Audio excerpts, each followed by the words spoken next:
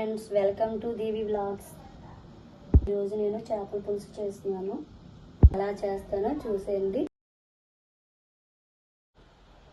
ముందుగా చేప ముక్కల్ని మ్యాగ్నేట్ చేసుకుందాం. కావలసినంత కారం వేసుకుందాం,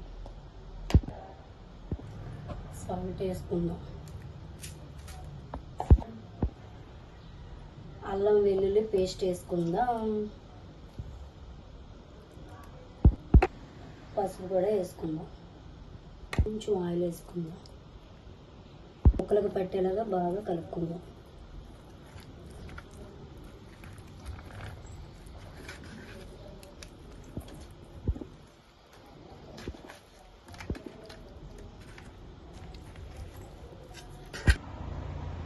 చేపలను కలిపి పక్కన పెట్టేసుకున్నాను. ఇప్పుడు ఇవన్నీ కలిపి పేస్ట్ చేసుకో.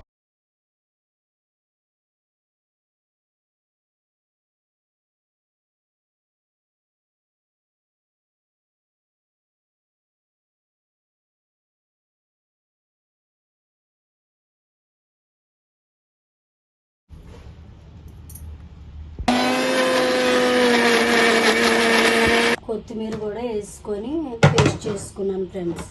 పక్కన ఉంచుకొని చింతపండు కూడా నానబెట్టుకున్నాం.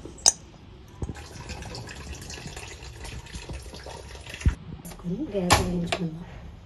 నూనె వేడెక్కిన తర్వాత ఆనియన్ పేస్ట్ వేసుకుందాం. వేడెక్కిపోయింది, పై ముద్ద వేసేద్దాం.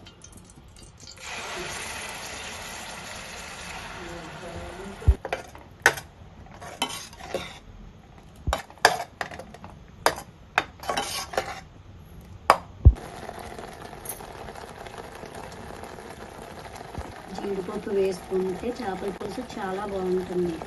అలా అని మరీ ఎక్కువ వేసుకోకూడదు. ఒక 10 పలుకులు ఇలా వేసుకుంటే బాగుంటుంది. ఇలా నూనె పైకి తేలే వరకు వేపుకోవాలి. పచ్చివాసన పోతుంది. 2 స్పూన్లు కారం వేసుకుందాం.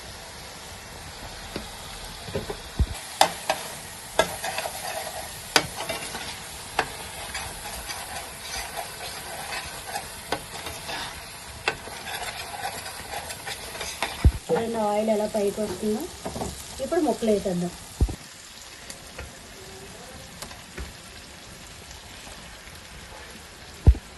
ఒక్కొక్కటిగా ఇలా వేసుకుందాం.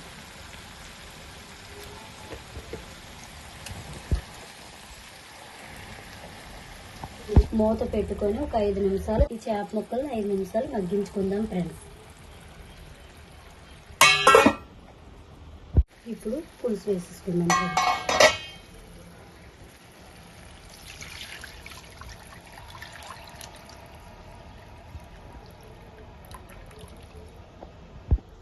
కొంచెం ఉప్పు వేసుకుందాం, సరిపోదు కదా.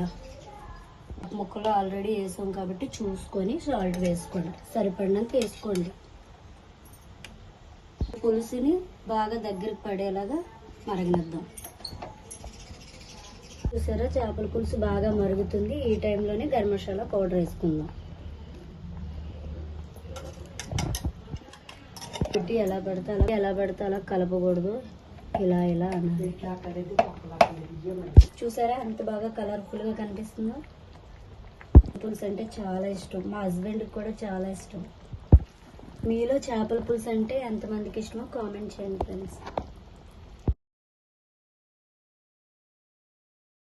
చేపల పులుసు బాగా అయిపోయింది. ఇప్పుడు కొత్తిమీరతో గార్నిష్ చేసుకోండి. అలాగే చేప